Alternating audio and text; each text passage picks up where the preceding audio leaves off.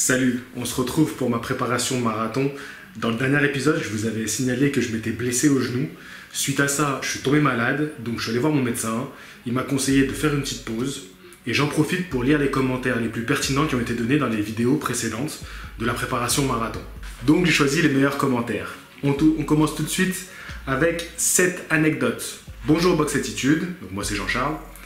Je voulais te dire que je suis pas fan de ce genre de vidéos qui parlent d'autre chose que de la boxe. Là, tu parles un petit peu trop de toi et moins de la boxe. Franchement, moi, le marathon, pour moi, c'est pas intéressant. Bref, continue les vidéos de boxe, c'est super. J'en profite pour vous dire que je teste une nouvelle caméra. Donc ça y est, j'ai investi dans du matériel. Là, c'est le son de la caméra. Bientôt, je vais acheter aussi un bon micro, mais dites-moi ce que vous en pensez, que ce soit l'image ou le son actuel. Facho Courtois, qui est un fidèle de la chaîne Box Attitude, lui, il n'est pas trop chaud pour faire un marathon, parce que rien que déjà le footing matinal, c'est dur. En même temps, si tu fais un footing tous les matins, c'est très bien, très discipliné. Et il me conseille de tester le jus de betterave, voilà, à voir si c'est quelque chose qui peut booster mon organisme. Et il nous dit aussi que les Kenyans, apparemment, ils larvent, enfin, donc larver, je suppose, ça veut dire ne rien faire du tout pour recharger au maximum les batteries et pour soulager le système nerveux. Donc voilà, dites-moi si vous avez d'autres anecdotes et conseils de nations comme le Kenya, qui sont quand même les boss du game. Jikanu Stelistu, qui nous dit... alors lui, je lui posais la question, c'était bien lui qui avait parlé du magnésium. Donc il me conseille de faire une cure de magnésium, que ça éviterait les crampes. Puis la dernière semaine, de stopper complètement la préparation, garder du jus pour le jour J, et toujours la dernière semaine, beaucoup d'eau, des pâtes, des fruits secs, démarrer tranquillement à 50% de tes capacités. Alors oui, moi mon but c'est vraiment de partir cool, pas de me cramer, parce qu'en fait, les 2 fois où je l'ai fait, je me suis complètement cramé, et j'ai fini en mode survie. Tonton Yoda, qui commente souvent mes vidéos de boxe lui aussi. Où sont passées les casquettes américaines? Place à la touffe, mort de rire, ça change de fou avec la casquette.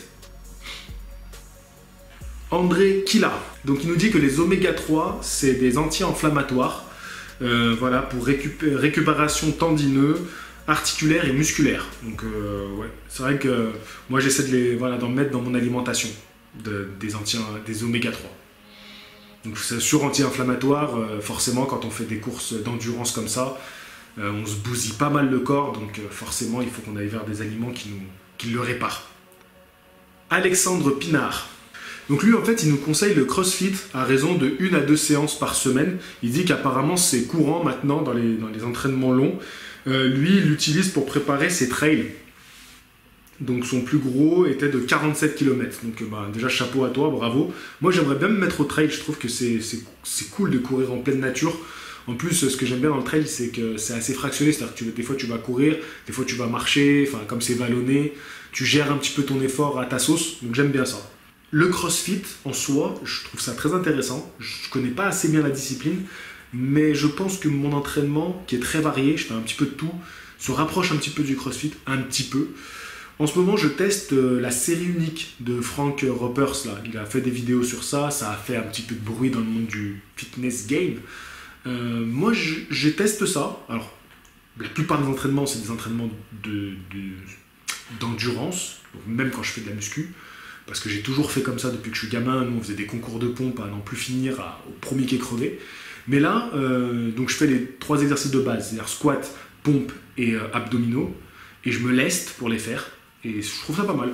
Et en plus ce qui est bien c'est que l'entraînement est très court, donc c'est pratique. Tar Rachid qui nous dit: les douleurs articulaires peuvent venir du fait que ton corps est un peu trop acide. Et il a donné un lien d'une vidéo YouTube qui parle du taux acido-basique dans le corps, il me semble, je crois que c'est ça. Donc c'est à télécharger et écouter, c'est très intéressant, il lui dit que ça l'a changé. Oui, bon, la vidéo elle est super longue, hein, mais bon, je vais prendre le temps de l'écouter, et j'ai vu des petites vidéos qui parlaient de ça, de l'équilibre acido-basique, donc je vais creuser le sujet. Facho Courtois, encore lui. Du coup, lui, il revient sur l'alimentation et ses fameux oméga 3, parce que je supposais que pour la récupération musculaire, c'était mieux les oméga 3 que le magnésium. Donc voilà, c'est une question que je me pose, je ne suis pas encore allé vraiment creuser. Donc lui il dit que c'est ça, que c'est les oméga 3, que c'est bien, qu'il faut plutôt les prendre dans l'alimentation et pas en gélule. Tout ce qui est MyProtein, tout ça, voilà, éviter ce genre de trucs. Je vous conseille aussi d'éviter. Après, je pense que le mieux c'est d'avoir le meilleur équilibre dans ton alimentation. Est-ce qu'à un certain niveau il ne faut pas compléter? Mon meilleur conseil, ça serait d'aller voir un diététicien ou une nutritionniste. Et je pense que je vais le faire avant la fin de cette prépa marathon. Donc il conseille le foie de morue, donc l'huile. Moi j'achète du foie de morue et j'achète aussi de l'huile de colza pour assaisonner ma cuisine. Donc voilà, donc déjà je pense que j'ai pas mal d'oméga 3 dans ce que je mange. Il parle des miams aux fruits que je ne connais pas du tout. Roussel Jean. Donc il revient sur la douleur du genou. Je te conseille vraiment de faire du renforcement musculaire, donc c'est ce que je fais en ce moment, ce que je vous ai dit, et de courir sur des sols type pelouse. Donc c'est vrai qu'il faut éviter tout ce qui est bitume, hein, goudron, ça bousille. Et il me conseille d'aller voir un podologue. Alors quand je suis allé chez le médecin, comme je suis tombé malade, je suis allé chez mon médecin et j'ai demandé rendez-vous chez le podologue, prise de sang et radio du genou. Donc je vais reprendre l'entraînement, je vais reprendre la course à pied. Si mon genou recommence à me faire mal, je vais tout de suite aller faire la radio. Rendez-vous chez le podologue, je vais le prendre dans le mois. Et la prise de sang, je vais la faire aussi. Voilà, comme ça je fais un bilan complet. Et il dit, voilà, les sorties longues de 1h30, c'est la base et qu'il faut y aller. Je sais, avec une bonne musique dans les oreilles, ça passe tout seul. Moi, ce que j'aime bien faire, c'est écouter la radio et écouter des émissions de radio pendant que je cours. Parce que j'aime pas trop écouter de la musique parce que je trouve que le rythme m'influence. Vous voyez, j'aime bien être à mon propre rythme. J'aime bien être à l'écoute de mon corps. Bref, c'est un délire personnel. Islo Box. Donc il nous dit que le magnésium est pour la fatigue musculaire, mais aussi pour la nervosité et l'anxiété. Donc c'est vrai que c'est pour le moral apparemment le magnésium d'en manger, et il dit qu'il faut en consommer avec du calcium. Donc encore une fois, voilà, c'est des associations d'aliments qui fait que c'est plus efficace. Encore une fois, je pense que si je vais voir un nutritionniste ou un diététicien, ils vont m'en dire encore plus. Mohamed Salah. J'ai un collègue qui prépare aussi un marathon avec un coach. Chaque semaine, il fait une sortie longue de 1h30 à 2h et des fractionnés. Donc 2 entraînements de fractionnés qui sont plus courts. C'est l'entraînement idéal. Dans un idéal, j'aimerais faire ça. 2 entraînements de fractionnés et une sortie longue. 3 entraînements par semaine, c'est très bien. Tiger Mosque 2. Donc lui nous dit qu'il traîne une blessure depuis l'adolescence à son genou, et qu'on lui a proposé aussi de faire une opération quand il avait 20 ans. Non, ça fait 20 ans que ça me suit. Ça le gêne beaucoup dans ses entraînements.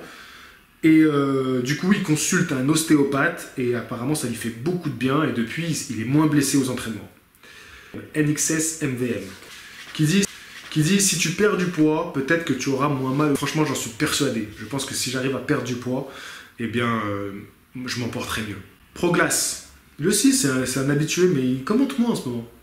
Donc il dit que c'est le cartilage, qu'il a eu la même chose et qu'il a été obligé de faire du vélo et de la piscine. Et que du coup, voilà, je tournais... Quand je tournais en boxe, j'étais à 78 kg et que maintenant, à 35 ans, il est à 80. Et donc, comme je lui avais répondu, franchement, t'as quasiment pas bougé en poids. Donc, soit t'as une super génétique, soit t'es un acharné de sport, soit les deux. Voilà. Et du coup, piscine vélo, je vais essayer d'en faire de plus en plus aussi. Parce que je trouve ça vraiment bien. Nasserovic, go fast.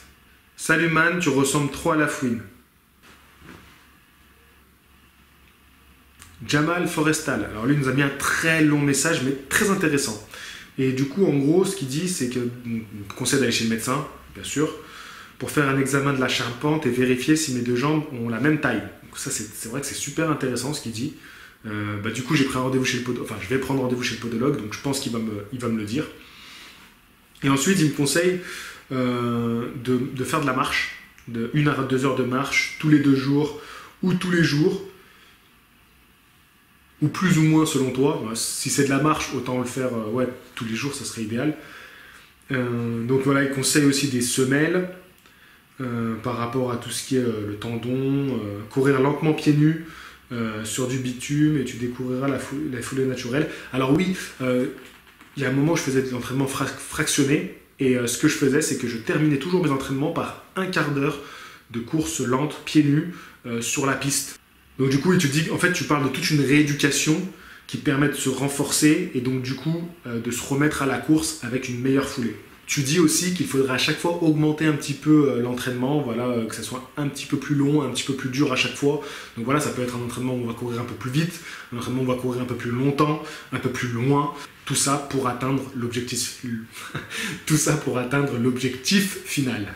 Donc tu dis de bien s'hydrater, éviter le Red Bull par exemple. Moi j'étais accro au Red Bull quand j'étais ado, mais vraiment accro de fou. Hein. Maintenant c'est le café. Tu parles de voilà, infusion détox, tout ça. Donc je mettrai ton commentaire pour que tout le monde puisse bien le lire. Tu, voilà, tu parles un peu d'alimentation. Et tu conseilles à la fin de ton commentaire d'aller... donc ouais, tu dis aussi bah voilà, d'éviter le café, moi je sais que j'en prends pas mal. Le gluten, bon moi je pense que si t'as pas d'intolérance au gluten, c'est pas non plus la peine de se casser la tête avec ça. Faut pas trop en manger parce que c'est pas super bon pour la digestion. Viande rouge, moi j'en mange quasiment pas. Pendant 3 ans j'ai pas mangé de viande. Et aujourd'hui je mange surtout de poulet d'Inde en fait. Et tu conseilles du coup d'aller voir la chaîne de Thierry Casanova. Donc voilà, pour l'alimentation, bah, je vais aller jeter un œil. Pour finir, on a Sam Mams qui me dit « La fouine, c'est ton frère ou quoi ?»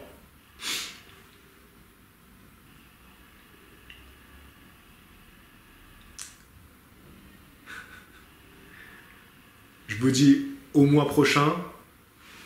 Ciao!